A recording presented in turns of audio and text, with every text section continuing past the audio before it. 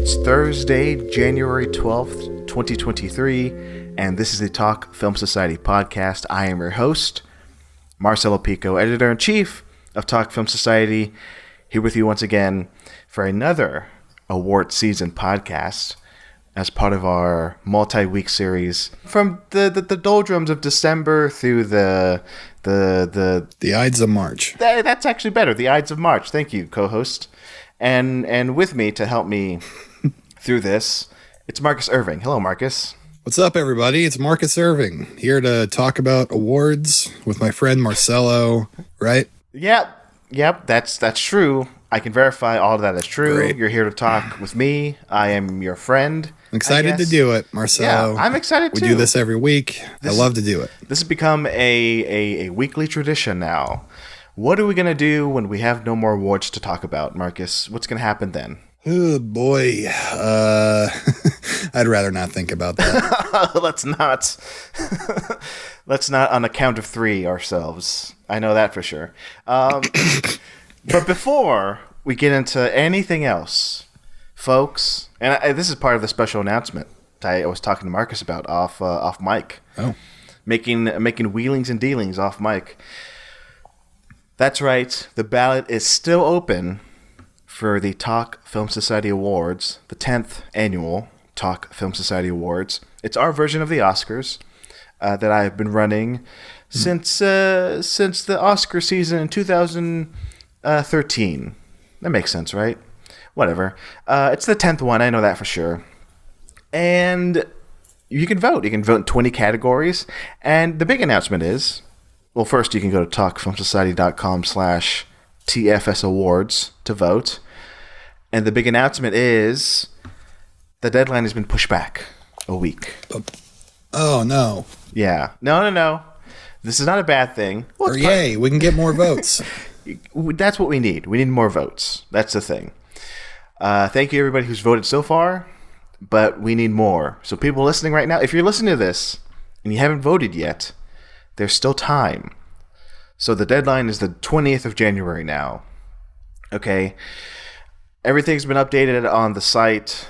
No more of this. You know what? Another reason why I moved it is because it was just too scary. The deadline was originally Friday the 13th.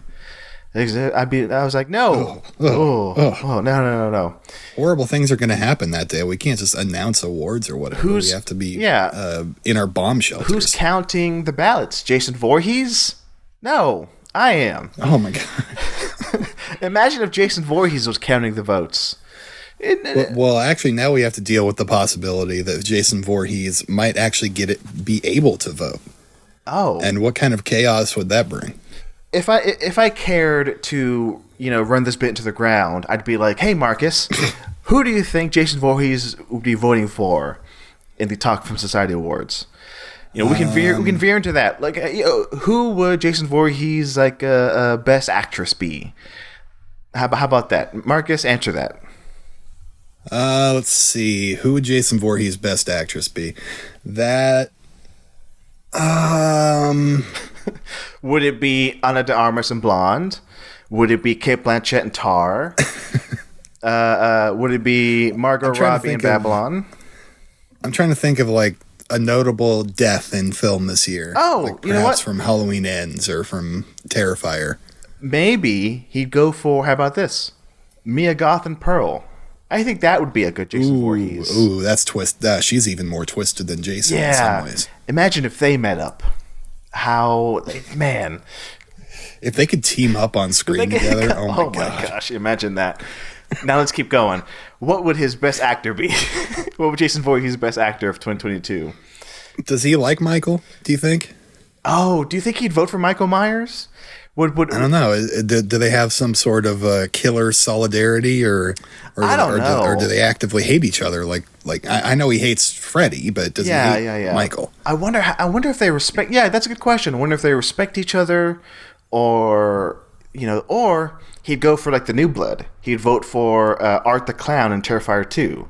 Maybe he'd do that. But if he does dislike Michael, maybe he'll go for Corey. Supplants Michael in some ways. You know what? That's also a good choice. Corey Cunningham, that character. I don't know the actor's name off the top of my head. Yeah, something. Or he'd go for Daniel Craig in Glass Onion. Yeah, something like that. He might be a murder mystery fan. Fun. Yeah, he might need to wind down, you know. Yeah. Maybe, instead of the slashers he lives in, in his real life, he lives those slashers, He's one of those who's he's like, I gotta live through this horror movie. Maybe he just wants to wind down, pour a glass of wine, turn on Netflix, and watch Benoit Blanc solve a murder mystery. What else would he do? Well, I guess let's just jump to the big one, okay? Best Picture.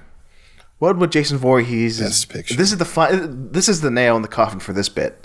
What would Jason Voorhees vote as the Best Picture of the year? Well, I think that he likes to see a bunch of people get mutilated on screen, so I think he's going to vote for Jackass Forever. You know what? Done. That's it. Or he might be a fan of After Sun. Either way. One of those two, yeah. Yeah, it's either one of those two. Pinocchio? Yeah, Pinocchio. So Jason Voorhees, feel free to vote now. And anybody out there who wants to vote, you have a week left. So January 20th, a week from, basically a week from the day you're listening to this when it comes out. Vote. And then we're going to have a massive episode. I've warned Marcus about this already. The week of the 23rd of January.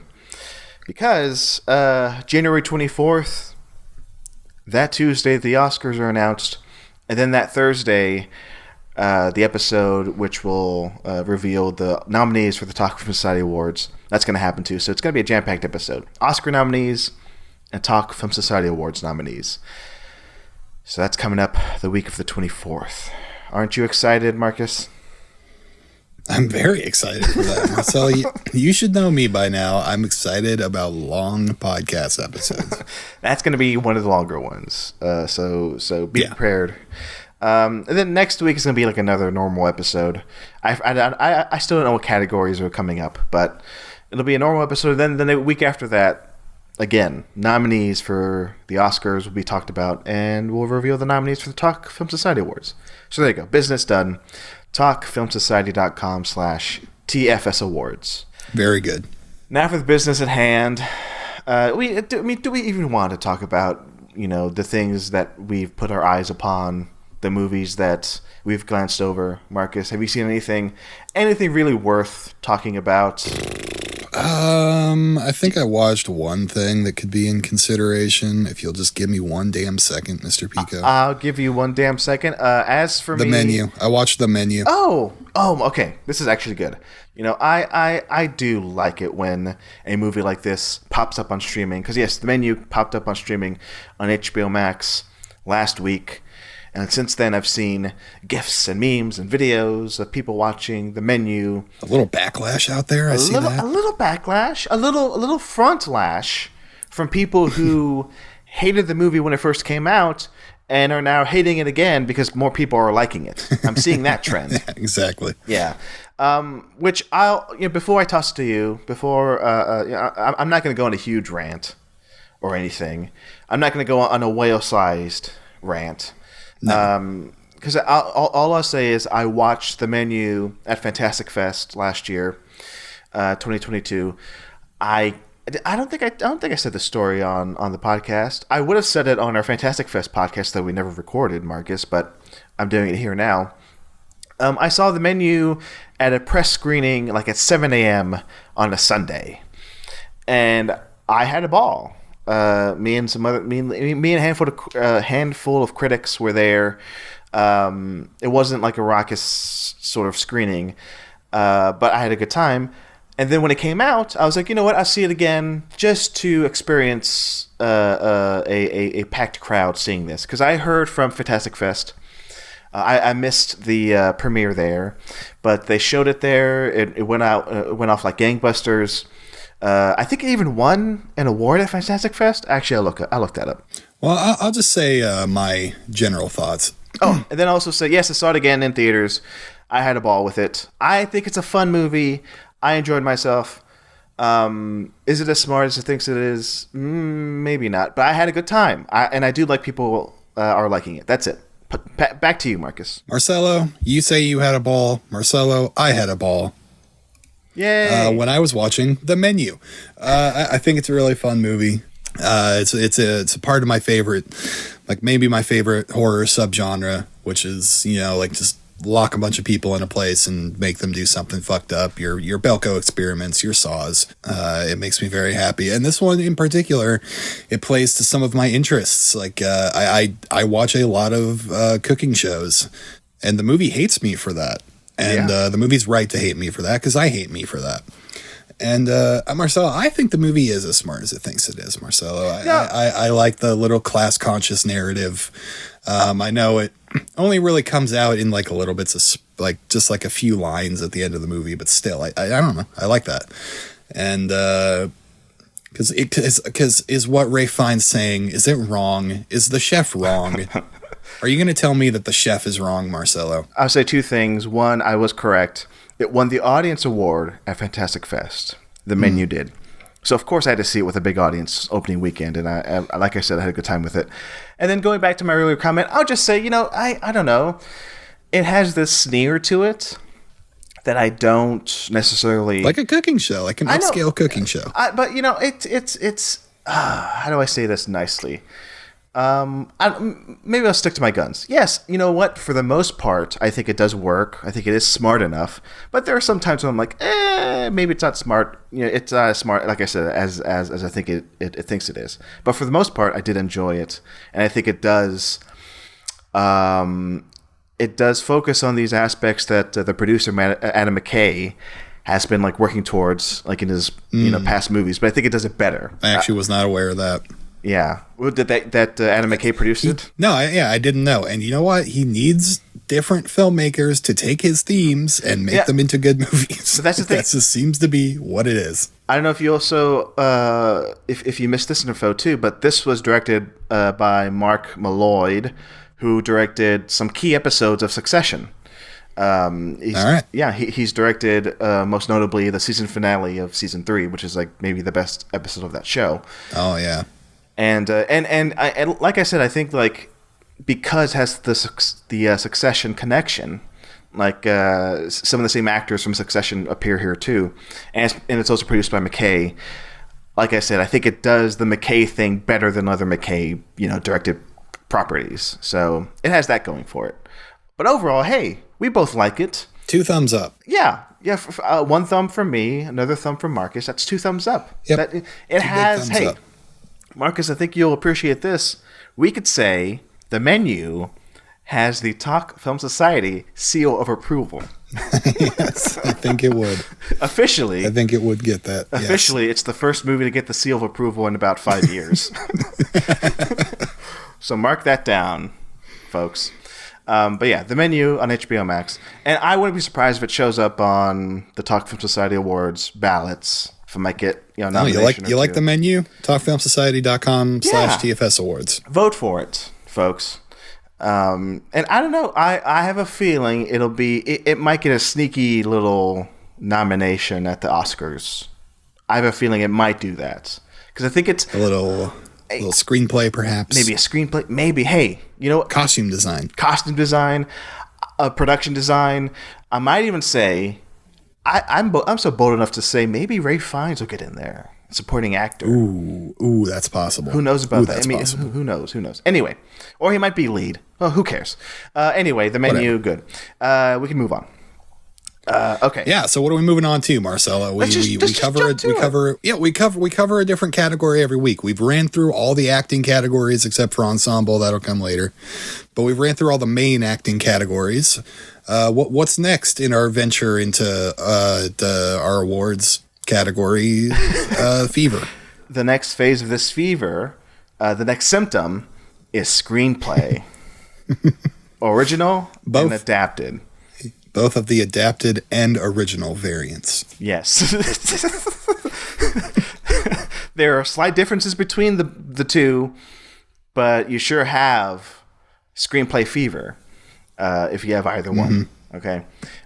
So let's play, as always, before we dive into our personal picks and we jump into the Discord picks. Let's play the Gold Derby game. Let's do this. Come on. The Gold Derby. The Derby. The Derby. Derbs. Let's play the Derby. So this is the part of the show where I really fuck with Marcus. This is a real mind fuck. I mean, this is why I do the show every week, just to torture Marcus and make him go through the Gold Derby game. So this week, I've written down the top 6 in each category for Best Original Screenplay or Best Adapted Screenplay. And Marcus has to guess. He has 5 guesses, but I don't know. He can guess more. There's no rules to this. He can just guess until he quits. He's got to guess the top 6 in each category. And for those who don't know, for those who are maybe jumping in, Gold Derby, that's the site I go to cheat in the Oscar pools. It tabulates the predictions from experts and people on the message boards. It puts them into Blender and it pops out this ranked list. It gets updated. I think I don't know how often it gets updated. I'm guessing weekly. But for this week, them in a blender, much like the chef would do in the menu. Here, put on this marshmallow hat, Marcus. And hold this ball of chocolate. Why don't you? As I quiz you, here we go. So, according to the experts, according to people who have no time on their hands and just guess Oscar nominations, who's going to get nominated? Let's go to original screenplay first. I wrote down the top 6 on Gold Derby as of this week. Okay. Take a stab. Who is in the running? Who is the top 6? Stevie Bergs for The Fabelmans. You got one right. That's number 3. Martin McDonagh for The Banshees of Inisherin Island. Yes, you got another one. That's number 2.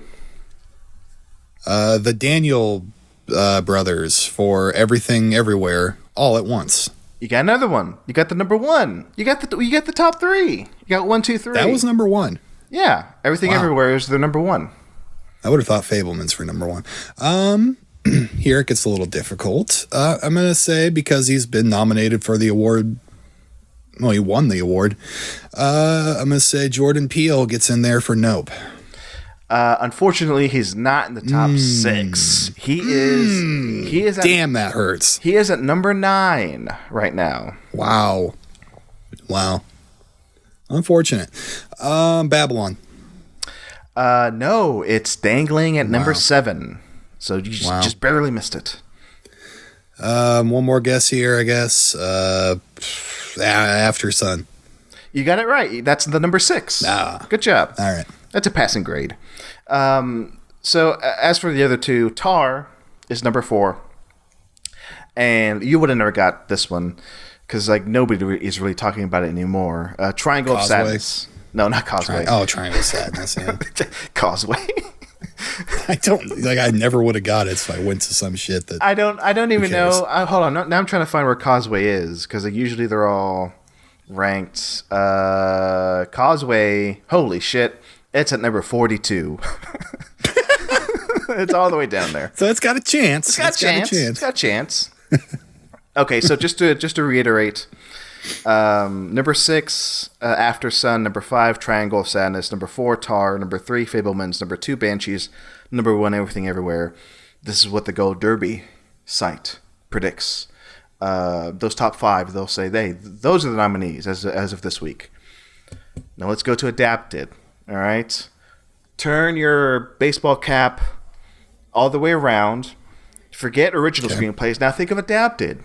Okay, and as a reminder to I guess to Marcus and to folks listening, sequels count as adapted.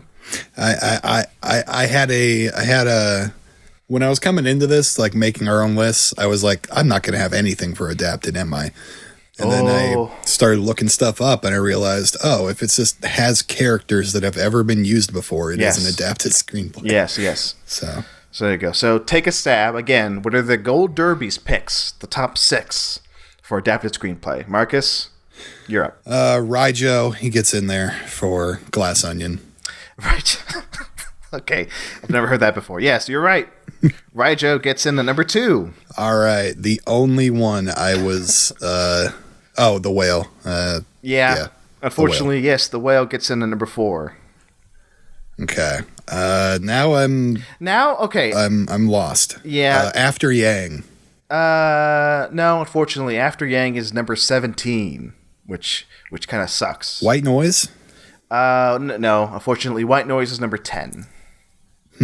Let's see here. Now, I will say... No, I have no other guesses. Yeah, I was going to say...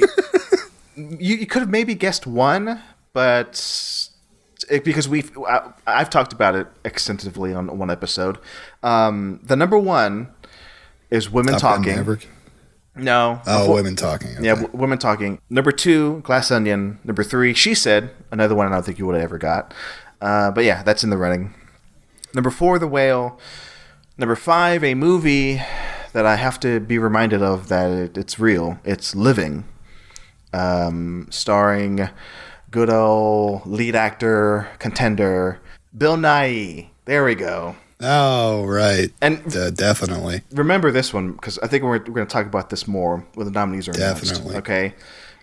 Living is a British drama starring Bill Nighy, based on Akira Kurosawa's Ikiru. So there you go. Yeah. So keep that in your mind from now on, Marcus. Sure. Was that all of them? And then number 6, All Quiet on the Western Front. Oh, you know what? I had that one in my head earlier today. I should have. If I would have pulled that one, you would have been damn impressed. I would have been impressed. Absolutely. But yeah, that's of course based on the book that they've already adapted into an Academy Award like 2 different film. Adaptations already. Yeah. Well, that is a absolutely dreadful category, I would say. It's rough. I mean, hopefully our John gets it. That's my pick for the Oscar win for adapted screenplay. But I don't know. Sarah Polley could take it because if anything, Sarah Polley's script is like amazing in that. That's it. Okay, Marcelo, you did just say who do we actually think will win? I realized we forgot to do that last episode. We've been doing that every episode. Well, last 2 episodes were a bit of chaos, but we can definitely go back. Okay, why don't we do this? Let's finish these screenplay categories. Let's say who's going to win. And then we'll go back to lead actress and decide that. Okay, here we go. So let's go back. Original screenplay. Who's going to win the Oscar? Who are you going to bet money on right now, Marcus? Best original screenplay. Sarah Polley. That's adapted. It'd be crazy if she won for original. But sorry, I missed which one. Let me. Yes. I can go through the originals again real quick. No. You got it. Okay, you got it. All right. I want. Who do I want to win most? Who would make me happiest? But no, I think the question is. Well, we can ask the 2 questions. Who do you want to win, and who do you think will win? No, I'm going to make them one and the same here for original. Okay. And I'm doing a coin flip because they're both pretty even in my head. And I'm flipping the coin. I'm on the edge of my seat. Wow, a lot of hang time in the air here. Whoa. Okay, caught it. Is that a coin from the movie Batman Forever? It is. It's scarred on one side. Oh. And I'm going to take this coin. It's the same one Anton Chigurh used as well. And I'm going to take this coin and I'm going to flip it onto the back of my hand. And then I'm going to reveal my hand. Heads. Wow. Heads. Wow. Heads. Wow. So heads was I want little Stevie to get up there on stage and accept his award for writing about his life. The Fablemans. So Marcus O. Original Fablemans. I'm writing that down in the book. All right. Adapted. Let's get to adapted. Marcus, what's your pick? Who do you think's going to win for adapted? I already said it. Sarah Polley. Sarah Polley. Woman Talking. Write that down. Women Talking. Be talking. Women be talking. My picks. Let's see. I am going to... See, that's the thing. I don't think the Oscars are going to be cool enough to, in my opinion, to give it to the Daniels for Everything Everywhere. Even though, not to tip my hand, I think it's one of the most original screenplays of the year. It's in the title, for God's sakes. I'm also hesitant. It's not most original, it's best original. I get it. Okay? I get it. I also say maybe they'll just be like, hey, Banshees of Inisherin, that's a great movie. Let's give McDonough another Oscar. That was the tails on my coin. Mm-hmm. Now I'm gonna do a quick search. Has Martin McDonagh? I know Martin McDonagh has won an Oscar before for Best Short Film, but I don't think he's won one for a screenplay, which is surprising to me because I think he should have won one already. I'll do a quick search on that. As I do that, I'll talk about the other ones. I don't know if Spielberg is going to get Fabelmans for screenplay. If anything, I heard somebody say, and I'm going to steal this. Okay, McDonagh has not won an Oscar for screenplay. He's just been nominated a few times. He's only won an Oscar for short film. Spielberg, I think he might get the director guy that night. And not to tip my hand, but I think so too. Yeah, I think he can get on stage twice. But the Oscars now in this. You know what? You're right. What? I'm switching. Banshees. Oh, you're going Banshees? Oh, okay. Banshees. You son of a bitch. The coin flip didn't matter. Banshees. God, you know what? I haven't even finished my thoughts here. I think I'm going to land on this one. I think I'm going to just go for it. Marcus, I'm going to go with Tar for original screenplay. Ooh, wow. That's a big leap, Marcelo. Now, I'll talk about Tar later on. I'm tipping my hat, okay? But I do love the Tar screenplay. And I think Tar might be a huge contender at the Oscars. And I think Todd Field... I'll say this. I was going to save this for later, but I'll say it now. Todd Field... him and Cate Blanchett did that Variety Fair article, profile, whatever it is, like Focus on Tar. Who cares? Todd Field told that story about how he was on the phone with Cate Blanchett's PR person or agent, whatever, her agent, and her agent told Todd Field, "Hey, Cate Blanchett can't do your movie for 3 years. Like, she's busy." So at that point, after hearing that message, Todd Field gets into a car accident. And Cate Blanchett feels so bad for the guy that she goes, "You know what? I'll do your movie." So in my head, Todd Field, upon hearing that Cate Blanchett's not going to do his movie, he just reared his car into a tree. That's the story that plays in my head. But I don't know. I have a feeling he might get the Oscar. Adapted, it's a different story. I guess I'm going to go with Rian Johnson. I think he has what the kids call. I think he has the juice to get that shiny man. He's got a bit of the juice. Yeah, I think he does. I don't think you're wrong. Yeah, so that's my pick right now. I wrote it down. Rian Johnson, Glass Onion for adapted. And you're going with Sarah Polley for Woman Talking. All right. I'm going for the traditional Oscars choice on that one. Yeah. Even though screenplay, I do think they do cool ones every now and then, like Jordan Peele, of course. Yeah, sometimes he gets in there. Sometimes they do good. Sometimes, but now we got to talk about lead actress. The what we should have done last week. We're picking who we think is going to win. So Marcus, let me go first. Go ahead. This one's tough. It is. Now, yeah, I hope this doesn't take too long because this is I don't want to talk it out again. I got to go with my gut. I got to go with Tar and Cate Blanchett. That's what my heart is telling me. And my quick rationale is, yes, I mean, in all seriousness, I think Michelle Yeoh deserves the win. Not only would it count as a career Oscar, but also just for the fact that she does so much in Everything Everywhere. I said this last episode, that movie shows off Yeoh, like her every ability, exceptionally well. But my heart, my gut, my brain, it all goes to Cate Blanchett and Tar. I think that's like a pitch perfect Academy movie. It doesn't matter that she's already won. They're going to give her another little golden man. So that's my pick, Blanchett, Tar. Marcus, who do you think's going to win? Marcelo, I am fully with you. Cate Blanchett in Tar. Wow. I don't think Michelle Yeoh is going to do it, as much as it hurts me to say. She'll do some bullshit, like really bad drama in like 4 years and win for that. Michelle Yeoh? And yeah. Yeah, that's and Katie B, unfortunate. she takes it home this year. Yeah, it's sort of like, it's not like a direct comparison, but as soon as you said that, I thought, yeah, it's kind of like when DiCaprio won for The Revenant. It's like, eventually, these amazing actors, they get their due, but not for the movie that they deserve to win for. Yeah.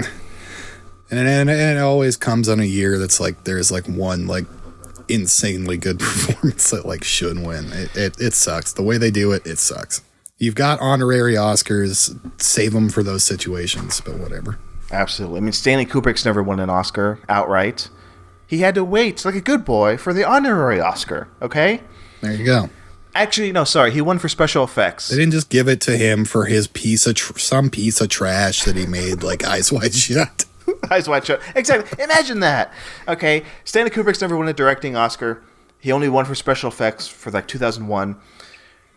Imagine if they had waited until he died and like they was like, hey, here's the best Oscar ever. Here's the best director Oscar for Stanley Kubrick. Here, dipshit. Here, take it. Want us to bury you with it?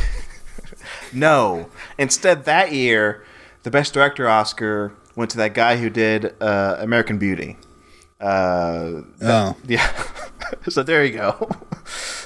Wait, who directed American Beauty? Pop quiz. Who directed American Beauty? Pop quiz, hot shot. I don't know who directed American Beauty. I know I should. I will know when you say it, of course. Directed by, of course, Sam Mendes. Mendes.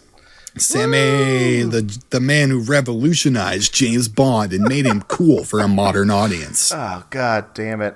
Yeah, so 1999, a real quick history lesson, folks. 1999 Oscars was the year of American Beauty.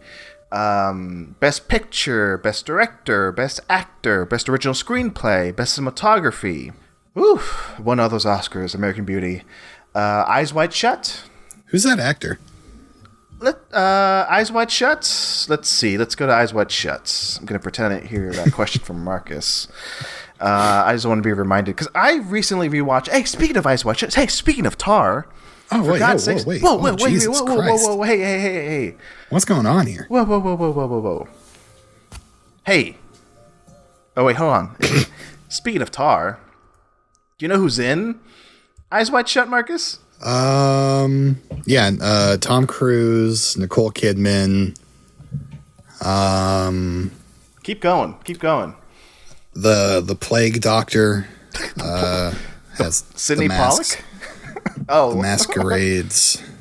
Yeah. I've seen this movie. Sidney Pollack, Marie Richardson, of course you know these, Vanessa Shaw, Lily Sobieski, Alan Cumming, and also Tar director Todd Field as Nick Nightingale. Nicky. Wow, really? Yes, Todd Field, the director of Tar. Is he an actor too? Or he's he acts sometimes. We can go through his filmography here in a bit. Oh yeah, of course I've seen this fucking guy. He's the piano player. He's the piano player. He's the guy who puts Tom Cruise in a predicament, basically luring him into a sex cult. Son of a bitch. Yeah. I've seen this guy. But hey, do you know who else is in Eyes Wide Shut, Marcus? This guy, I've seen this motherfucker. Do you know who else is in Eyes Wide Shut? Yeah. Tom Cruise, Nicole Kidman, Sidney Pollack. Cate Blanchett as a voice of a woman in the orgy.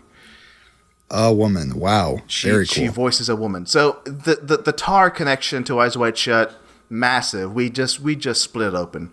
We just knocked this out of the park. And do you know how many Oscars Eyes Wide Shut was nominated for, Marcus? No, I don't. Okay. Here's my guesses.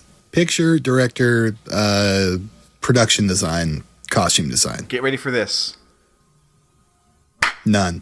0. You're right. 0 Oscars. Well, it didn't deserve it. That film is smut. That film is shit. Okay. A smear on the legacy of Stanley Kubrick. All right, what are we here to talk about, Marcelo? Original screenplay.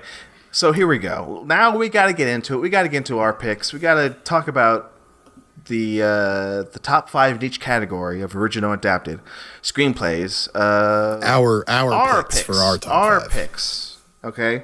And I think it's my turn. Okay. I think it's my turn to go first this time, Marcus. So are you? You tell me that ready? every week, and I'd believe you. I think do your originals, and we'll talk afterwards. My top 5 from 5 to 1 original screenplay picks. Number 5, Nope, by good old Jordan Peele. Number 4, The Fabelmans, by good old Stevie Spielberg and Tony Kushner. Number 3, the aforementioned Tar, by Eyes Wide Shut actor Todd Field. Number 2 will come as a shock. Number 2 is Everything Everywhere, All at Once, by the Daniels. And number 1, what could it possibly be? The best original screenplay. Did he like that Irish movie that much? I don't think so. I think it's something else. You're right, Marcus. It's something else. 2. No, I'd put that in adapted, since that's a sequel. That'd be adapted, of course. The best original screenplay of 2022, in my opinion, is David Cronenberg's Crimes of the Future. That's right. Wow. I went for it. I went for original Cronenberg. Part of the story is he made a movie called Crimes of the Future in the 70s or something, but that doesn't count. This to me is an original screenplay. It is an original, by the way. I did think of that, and looked into it, and it is original. It shares nothing in common but a name. Yeah, exactly. Yeah, it shares nothing in common with that short film. So yes, my favorite, my number 1 of the year for original screenplay, Crimes of the Future. I've talked about it before. I love it from top to bottom. Technically, I'd give the edge to Everything Everywhere being the better movie, but I don't know. I can switch things up. It doesn't have to make sense. I'll give the original screenplay to Crimes of the Future, because I just dig it so much. It's a pitch perfect. I've said that. This is the second time I've said that. I should stop saying it. We should just watch Pitch Perfect. Let's just watch. This is turning into a Pitch Perfect commentary. Let's just forget the rest of this episode and just watch Pitch Perfect together, Marcus. Let's just do that. It's a perfect David Cronenberg movie, and who better to do that than David Cronenberg himself? But there you go. That's it. Original screenplay. Marcus, do you want to share your original screenplay list? Yeah, I do. I do, actually. I was thinking of not, but I think I'm going to do it. Okay, good. All right, my number 5. Something that came out of nowhere this year. A modest hit at the box office. Boffo at the BO. Barbarian. That's a great pick. That's a good one. Yeah. Solid little horror film that gets freakier the more you think about it. It took a twisted mind to write this film, and from the twisted mind of that guy from Zach Kreger. White Kids You Know. Yeah, I really like the movie, and screenplay in particular I actually do like a lot. I'm gonna go with number 4. I'm surprised at I didn't number these beforehand. I'm just kind of making them up on the fly. I'm surprised at myself. I'm putting The Fabelmans at 4. Whoa, same as me. We match. Yeah, look at that. Because number 3, I need to give it up to a man who researches the absolute shit out of his movies, whatever his name is, for The Northman. Robert Eggers, yeah. The man that's famous for spending decades making everything super authentic. Correct me if I'm wrong, Marcus, but didn't he think of this story as a kid? This has been a dream project of his for a very long time. I want to see the Vikings smash. He took 2 action figures from Conan the Barbarian, smashed them together. Cut to 30 years later, he's making this movie. Yeah, nothing would surprise me less that he has been technically working on this for 30 years or whatever. Okay. You know what? I'm wrong. It says here, born in a Swedish family, Alexander Skarsgård has been fascinated with Viking history and mythology since childhood. That's where I read that. Yeah. And it says here, Robert Eggers, he became... I was completely wrong. It says here, Robert Eggers became interested in making a Viking film following a 2016 trip to Iceland. So, whoops. So, well, whatever. Well, he went over to Iceland, started smashing together his Conan toys. So I got the Conan toys, put them in the ice. He goes, one day I'll make this. Then 6 years later, he did it. My number 2, Marcelo. I don't think you expected this from me. It's your number 1, Crimes of the Future. Oh my God, the number 2. Whoa. I agree with you.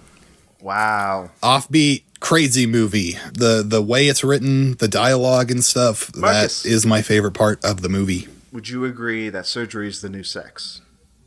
Surgery is the new sex. We can agree on that. Surgery it's is so the new off the sex. wall and weird as shit. I love it. I love it. From the twisted mind of David Cronenberg. Twisted mind of David Cronenberg. Brandon. No, David. Yeah, David. Fablemans. That was number 4. So amazing. You put Fablemans number 4 and number 1. That's number 1, Banshees. I love their banter so much. Banshees of Inisherin. No, I love their banter. Do you know so much?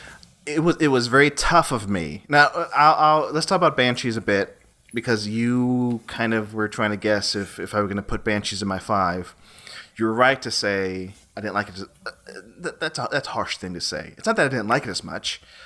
I gave the edge to something like Nope. I almost put Barbarian. Maybe I should have put Barbarian number 5 over Nope.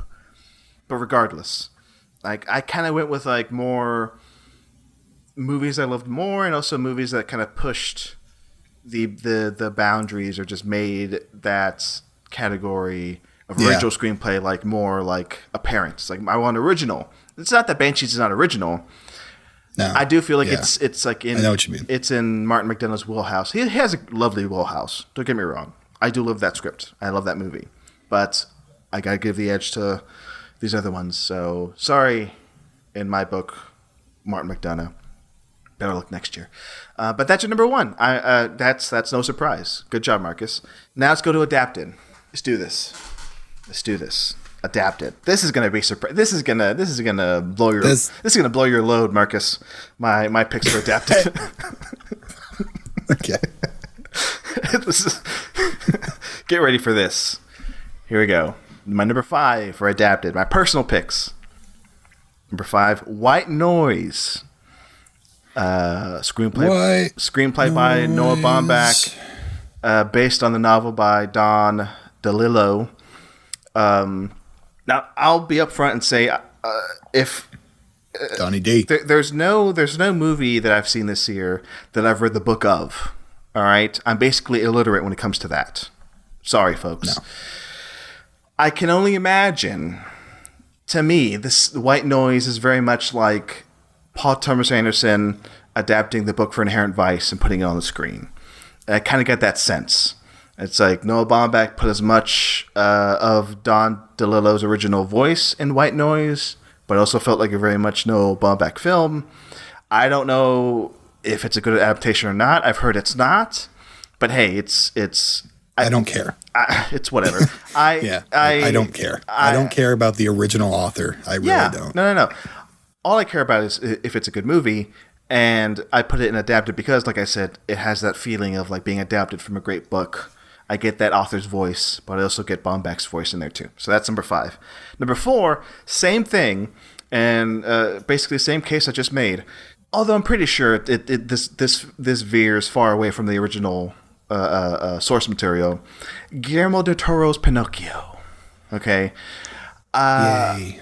It's a lovely movie. But I know for a fact that a lot of it is coming from Guillermo del Toro and co-screenwriter Patrick McHale's like original sensibilities. I'm not going to tell you because you haven't seen it yet, have you, Marcus? What was Pinocchio? No, I have not watched it yet. Unfortunately, it's very much like. You can tell it's from the makers of Pan's Labyrinth. The twisted mind of Guillermo del Toro, right? And Patrick McHale. From the twisted minds of del Toro Patrick McHale. and Patrick McHale. It's very much from del Toro's mind. It's a Pan's Labyrinth movie, Devil's Backbone. A Shape of Water. He just puts his own bullshit in it, okay, in a good way.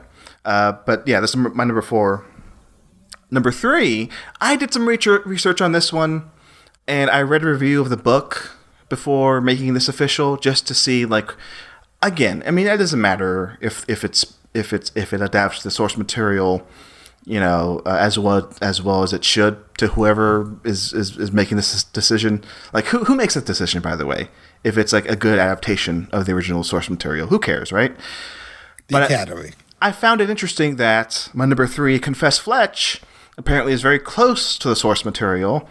I read some of this person's review where they went through line by line of how close it is, and it's surprisingly close.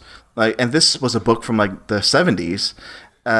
So like adapted. What I've heard about that is like that, like the original Fletch movies with Chevy Chase, those were actually like not close to Fletch very, and then like this one he want like McKay or not McKay, Greg Mottola. What's his name? Superbad Mottola. He wanted to be as close as possible, and like yeah. So and I love the movie. It's such a. I saw it again last weekend.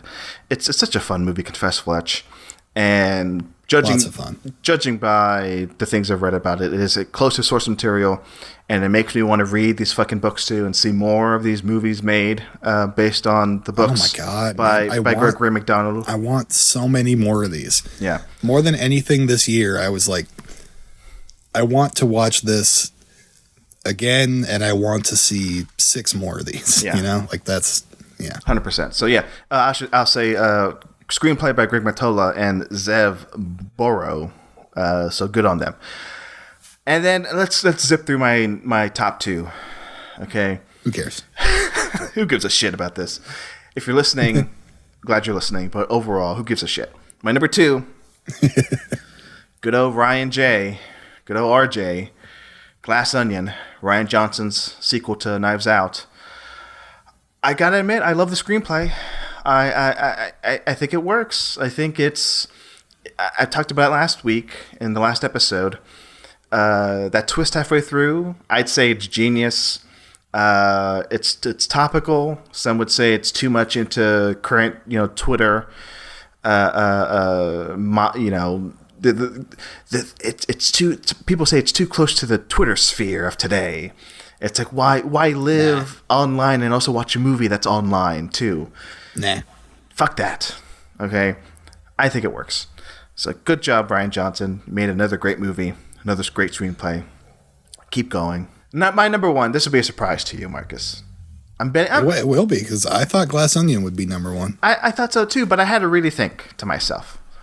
Like, what's the one movie that's considered an adapted screenplay that really is close to perfect, that takes previous material and just like raises the bar and just stands on its own too.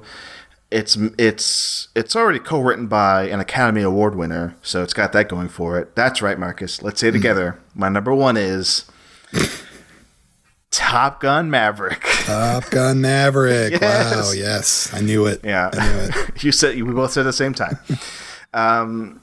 But yeah, screenplay by Aaron Kruger, Eric Warren Singer, story by Peter Craig and Justin Marks, based on the characters by Jim Cash and Jack Epps Jr., but most importantly, co-screen written by Christopher McQuarrie, who I think it has a lot to do with why this movie is amazing. Like he's been Tom Cruise's partner in crime in like the PSC.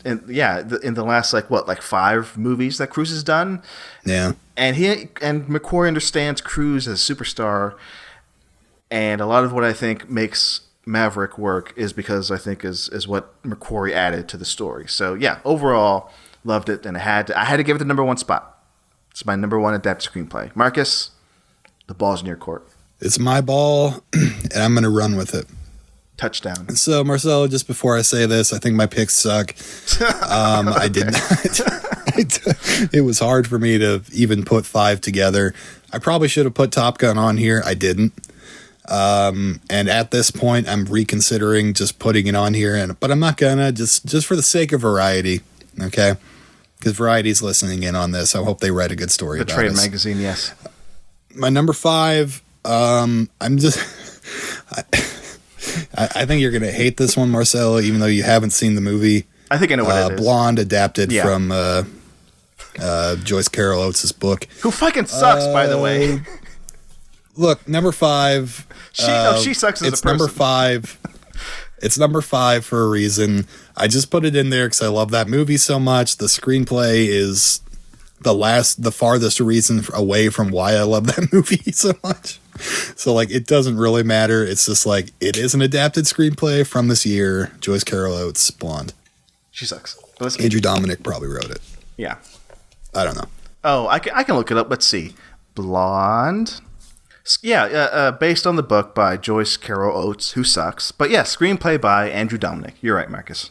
How bad does she suck, really? I mean, I'm overreacting, but I think she's just like kind of annoying. She is, but she's such a pill on Twitter. But it's annoying that I'm this irritated by it. I shouldn't be. It's like, but she's like one of those like prime, like poster like shitheads who just like this past week posted a tweet saying, "Oh, look at this like fake backdrop of this Hitchcock movie. Like he's fooling you. He's overrated." I didn't respond to it.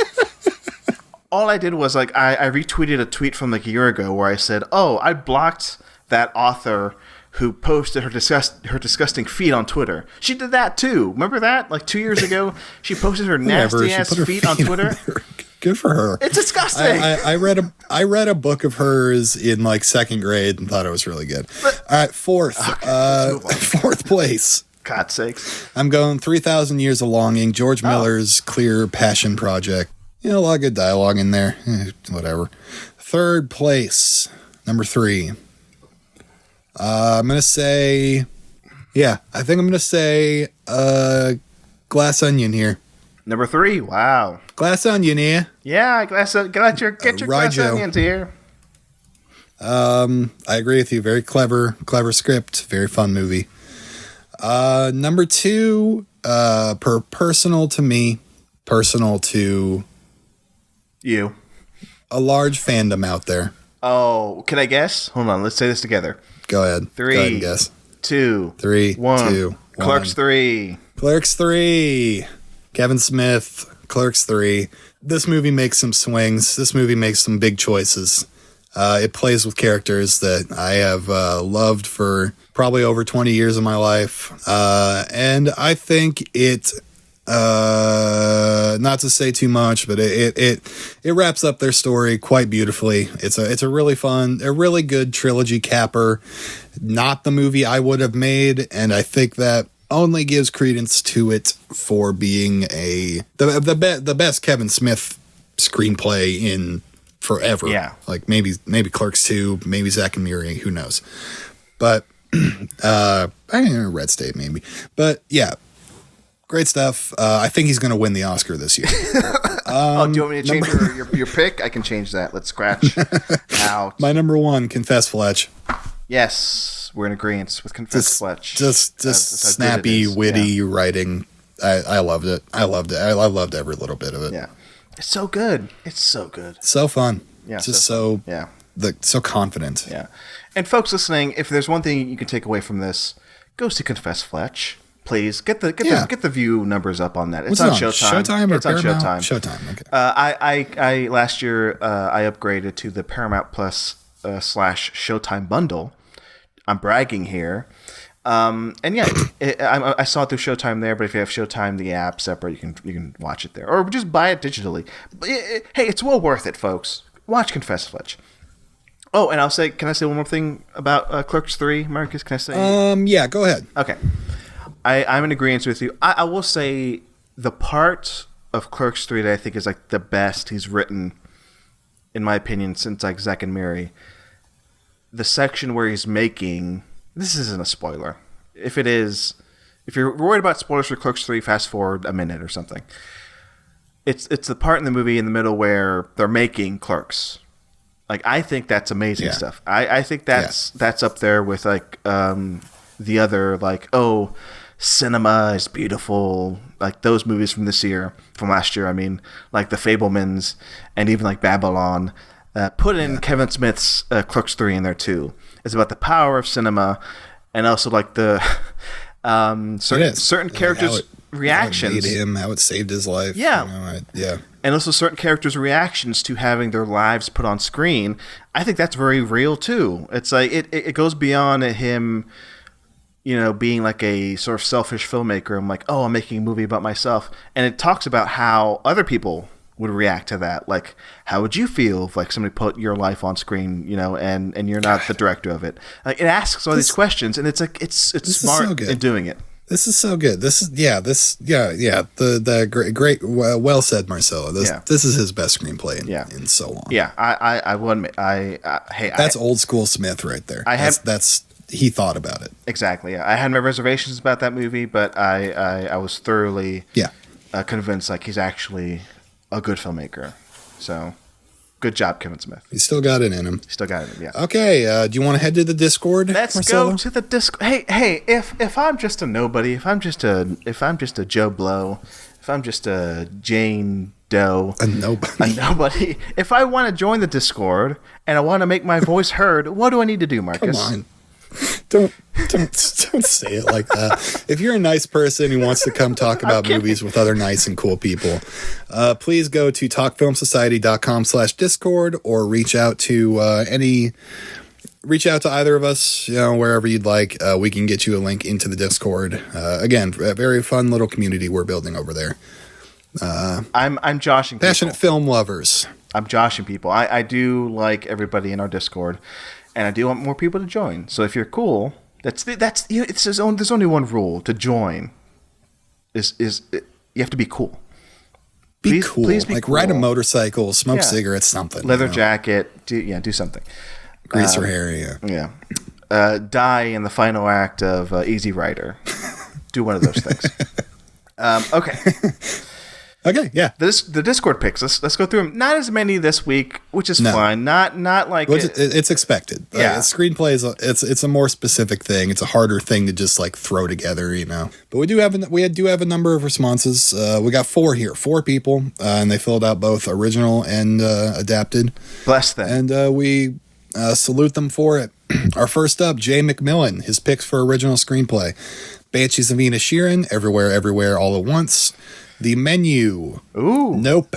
And Tar. The Menu, we talked about it earlier. Fun movie, good movie. I think that its class-conscious narrative is pretty well written and well weaved into the thematic flow of the movie.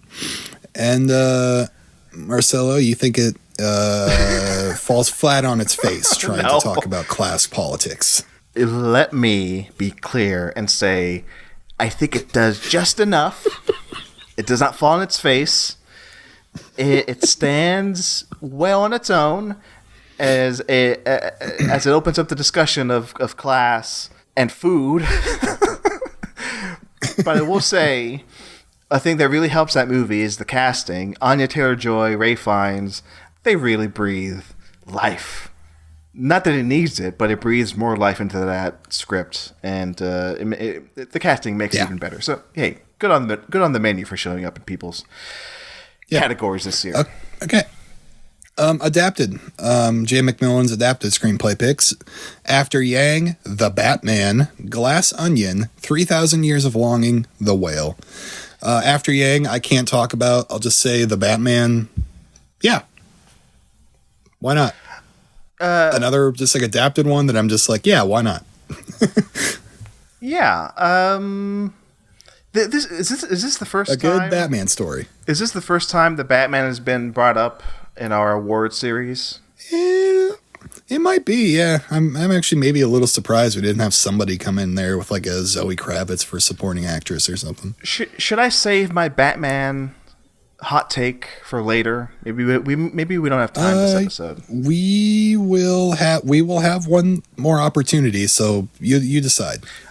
We have two. You have two more opportunities this episode to decide if you want to drop it. After Yang, though, you got anything there? Oh, I mean, I love After Yang, and that one I was. I will say, with toying with. I will say with a movie like White Noise, I kind of could tell without knowing that it's based on a book, right? And it feels like an author's voice. I didn't get that sense with After Yang. You could have told me that was an original screenplay, and I would have bought it. But I love that movie, and I don't know. I'm glad to see After Yang. Back.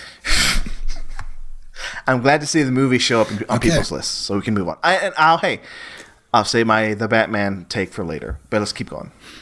We have Not the Who's Thomas Mariani is the host of Double Edge Double Bill here on the Talk Film Society Network. Thomas Mariani. His picks for original screenplay: Everything, Everywhere, All at Once, The Fabelmans, Nope, Banshees of Inisherin, The Cursed. I don't know what The Cursed is. Looking it up. Look it up. Yeah, look it up, Marcelo. Look it up. Yeah, I have no idea what this is. It's The Cursed. Great. Is a 2001 gothic horror film written by Sean 2001, Ellis. Huh? Well, it says here, made in 2001, but released in the States February 18th, 2022. It had its... Made in... It had... 21 years later? Wait, let me start that again. The Cursed is a movie from 2021. Okay. It premiered at the 2021 Sundance Film Festival, and it was released in the States on February 18th, 2022. So 1 year later. Horror movie? Yes, horror movie. Gothic horror movie. Great. We love it. I know very little about this. So Thomas, good job. You got one over on me, buddy. Let's see if he can yank our chains a little bit more here with his adapted screenplay picks. After Yang, Confess Fletch. That's a big salute to you, Tommy. White Noise, Glass Onion, and a cute little one here, Marcel the Shell with shoes on. Oh, we love adorable. It. Oh, God. Adorable. I love Marcel the Shell. Adorbs. Nothing much to say. We've talked about these already. Good picks, Thomas. Again, I like seeing After Yang on these lists. It makes me feel bad for not putting it on my adapted list. So thanks, everybody, for making me feel bad. We can move on. Noah Thompson, thank you for keep posting, my friend. Best original screenplay: Nope, The Fabelmans, Decision to Leave, Babylon. On the count of 3. Anything to say about Babylon? I know you love it. So here's the thing about Babylon. I almost put it on my list of original screenplay, but the strengths of that movie do not lie in the screenplay. It lies basically everywhere else. In the direction, the cinematography, the music, the acting.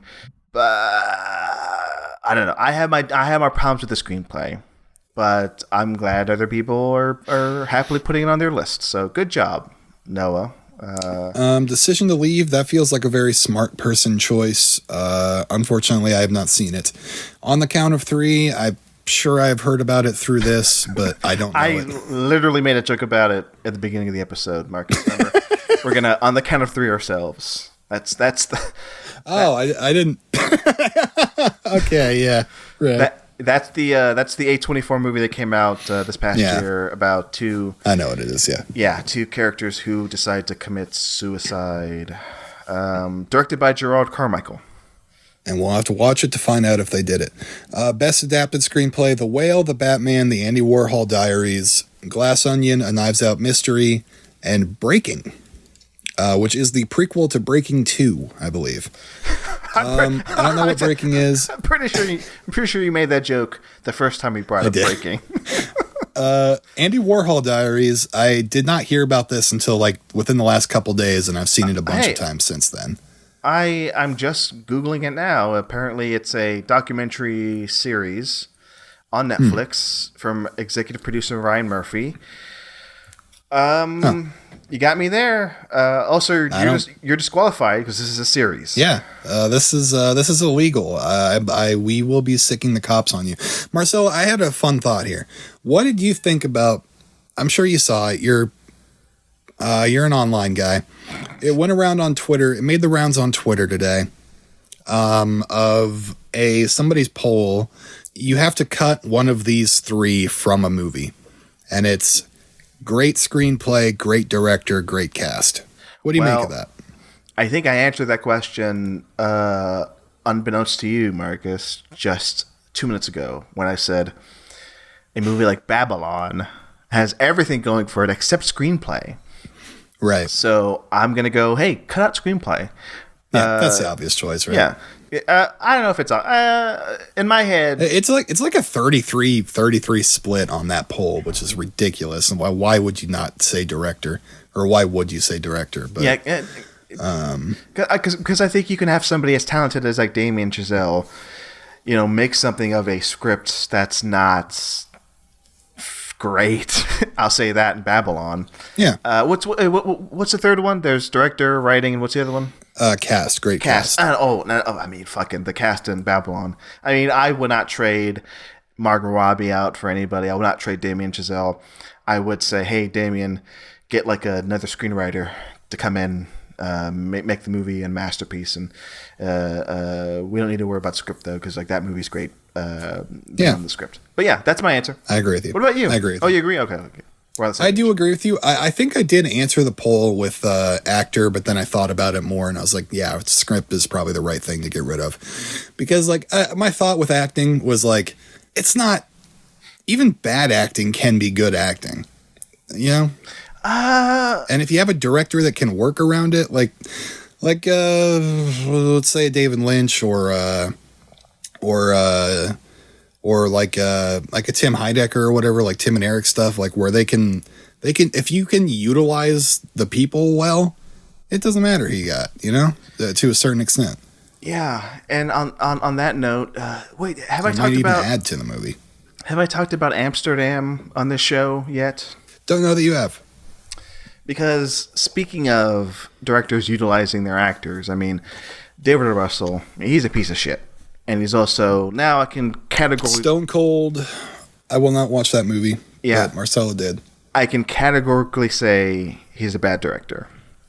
Because he just doesn't know how to use the natural charisma of a John David Washington. He doesn't know how to use the marvelous talent of Margot Robbie.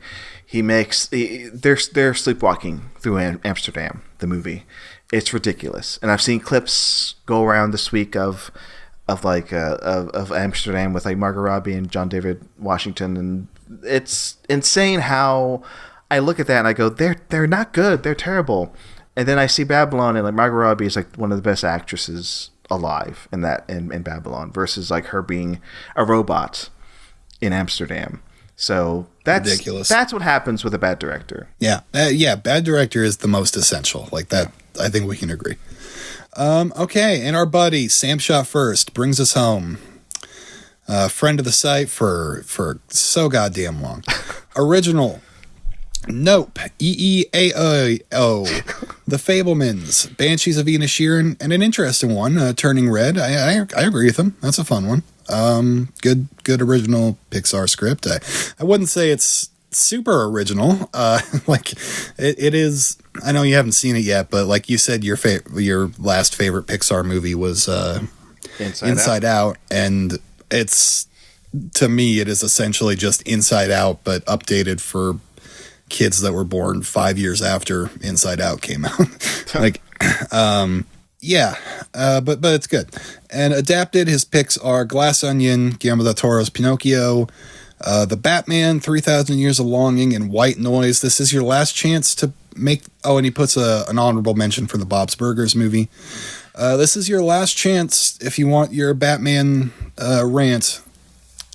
Make your choice, Marcelo. Flip your Harvey Dent coin. You know what? I'm going to save it for a future episode. All right. Marcus... I think that's it.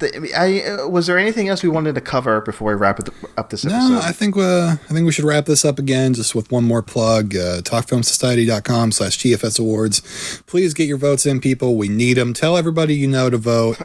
Again, I like to stress this. Even if you only got one or two picks, put them in there. If you only care about a couple things, put them in there. If you think you didn't see enough movies this year, you're wrong. We want all votes. Yes, please. I'm going to reiterate what Marcus just said. TalkFilmSociety.com/TFS Awards. vote. The deadline is a week from when this episode drops, the 20th. It's no longer Friday the 13th. You can no longer be scared about Thank when goodness. to submit the ballot. You have until the 20th.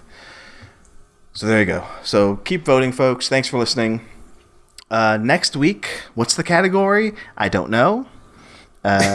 Stay tuned. It could be, hey, if you were to guess, Marcus, if you want it, how about this? If we can agree on something right now as what the next category would be, because I have something I kind of want to talk about, but you can veto it. I want to hear yours. How would you feel about talking about best original score next week? That's going to be tough for me, but So that's thank a no. you for giving me a week's head start to start listening to some scores. You know what? Maybe we don't have to do that. Maybe we can do... No, let's do it. Let's do it. I want to give myself the challenge. That sounds good. Yeah, that sounds good to you? That sounds good. And we could bring your own tracks. We can bring our own favorite. Like we could say, hey, here's a clip from my favorite score, and then we can play it. Ooh. That'd be good. Actually, give me some warning. Fancy editing work you're gonna have to do. Yeah, I just dug myself a hole. Whoops. Speaking of that, let's cover up this one and get digging for next week. Marcus, thank you. Do you have any plugs? Do you have anything to advertise? Yeah, our podcasts have a nice Apodcalypse about the film Southland Tales and the works of Richard Kelly. Coming back soon. Coming back very, very soon. We got a great lineup of fun guests, some returners, some wild cards. Stay tuned. Yes, we're currently... Well, Marcus is mostly planning scheduling to start soon. We might record an episode here soon, or we're planning on it. I'm excited. The return date, TBD. So stay tuned. That's soon enough. Yeah. Soon enough. Subscribe to it. Go to talkfilmsociety.com/Southland Tales to subscribe to it. Yeah. That link works. But that's it. Thanks, Marcus, as always. Glad we made this a short episode. I am looking at the clock. It's just an hour long. I can't believe this. I really thought we'd have nothing to talk about, but we always find it. So, hey. I had a fun time. It's always a pleasure talking to you, Marcus. Always, Marcelo. Yeah. And with that, hey, I'll see you at the movies. No, I never say that. All right, bye.